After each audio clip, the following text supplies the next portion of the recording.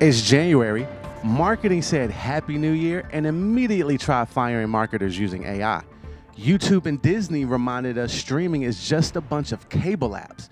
And somehow, Venezuela had Nike Tech doing numbers like it was a planned campaign. I'm Jada. This is my new hat. And we'll discuss all that and more on W4. So, let us begin. What, where, why, or when. That's right. Welcome back to What, Where, Why, and When, where all things marketing will be explained like instructions to a game. And like we always do at this time, let's get into this month in marketing.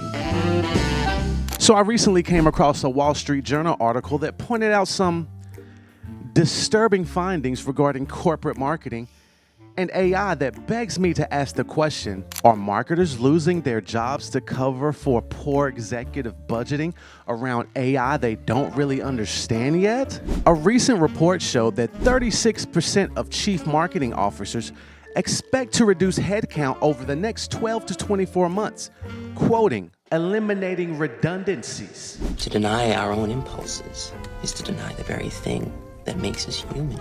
And that impulse is capitalism. To make as much money as possible with the least amount of friction possible. And to cover my mistakes, I'll just ask a few people. Well, that may be the case, according to the survey from executive search firm Spencer Stewart, based on November interviews with approximately 90 CMOs and other marketing leaders. But here's the scary part. That same survey says that 47% of respondents expect cuts over the next 12 to 24 months. 32% of which already started in 2025. I think it's happening, y'all. Had your kids, had your wife.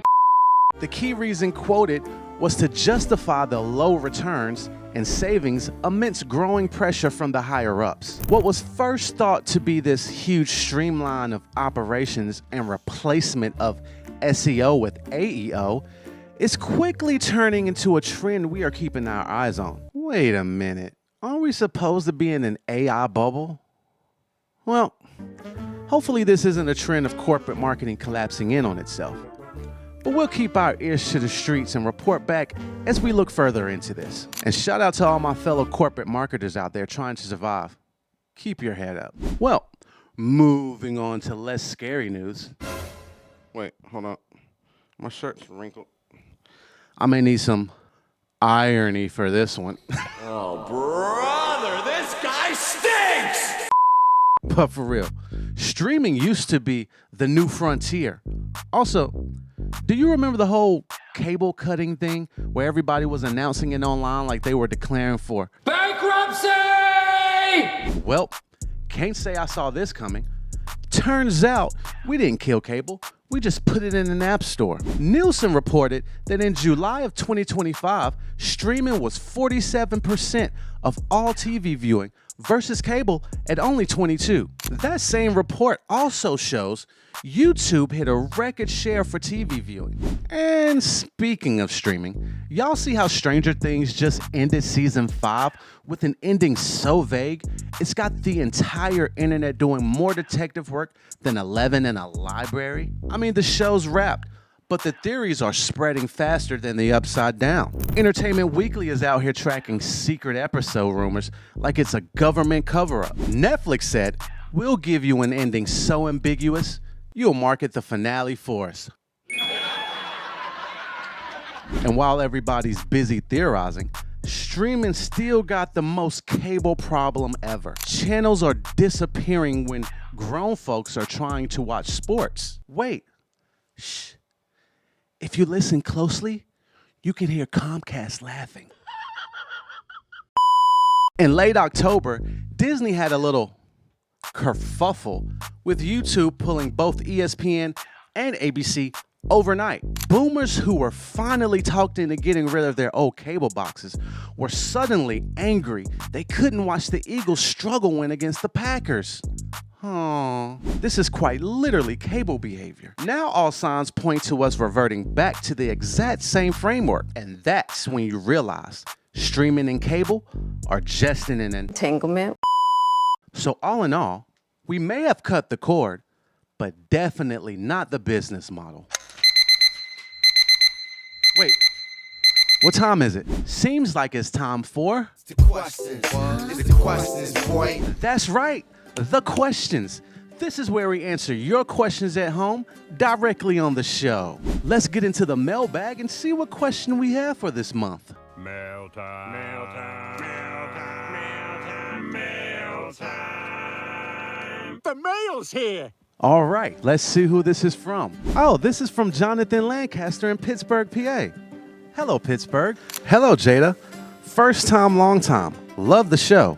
You're my favorite YouTuber. Thank you. I have a question.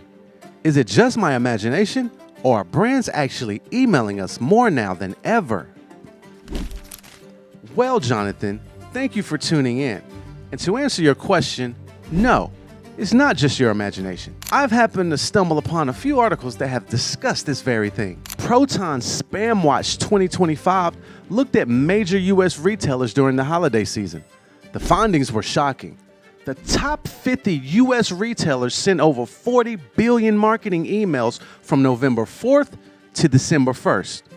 90% more than previous seasonal shopping periods. And these emails, majority of them, 80%, had embedded trackers. The reason why they're doing this is because emails is still one of the highest return channels. It makes a stupid good ratio compared to other alternative options. A Litmus 2025 report stated that for every $1 spent on email, an average return of between $10 and $50 comes back. Also, automatic triggers still and will most likely continue to convert like crazy. An Omni study analyzed 24 billion emails sent back in 2024 and found that 1 in 3 people who click an automated message ended up buying versus 1 in 18 for scheduled or manual sends. On the flip side though, we're all still consumers, so leave that cart abandoned.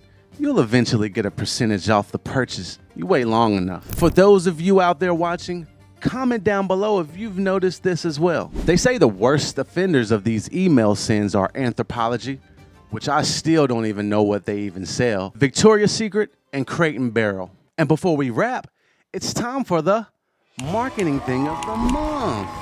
This month's marketing thing of the month is presented to you by the internet's unplanned campaign department. Because sometimes marketing just, well, happens. And by happens, I mean a geopolitical event turns into a viral Nike campaign overnight. On January 3rd, while most of the U.S. was sleeping, the U.S. military and special forces captured Venezuelan President Nicolas Maduro in Caracas. Big news, right? But once the verified photo of him in handcuffs on the USS Iwo Jima was shown to the world, it quickly had everybody side-eyeing. Ew, is that a Nike tech? The internet has miraculously ignored the whole international custody thing and somehow hyper-focused on the wardrobe choice. Business Insider reported that Nike tech on X jumped from about 325 a day to over 5,000 a day. Google searches spiked and the exact jacket started selling out on Nike's website. Now that's turning a news photo into a black site sale. Some people are even conspiratizing that this was an intentional product placement. But let's be real, there's no proof of that. What we can prove though is that ambiguity plus memes equals free global promo. But as always, Nike has found a way to have the internet do the marketing for them.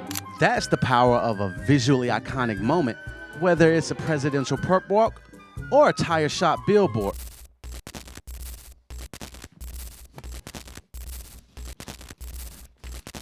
Oh wait, cut the segment.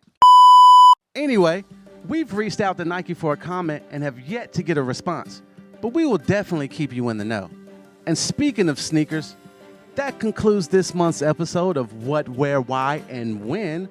Make sure to subscribe to the channel so you don't miss a story. Also, check out my video on how ancient marketers invented Mr. Beast, where I show you how many of these stories I'm reporting on are using the same marketing from 55 BC. Hope you enjoyed your time with us today, and see you in a few, where we will go over the top marketing stories you need to know in the news.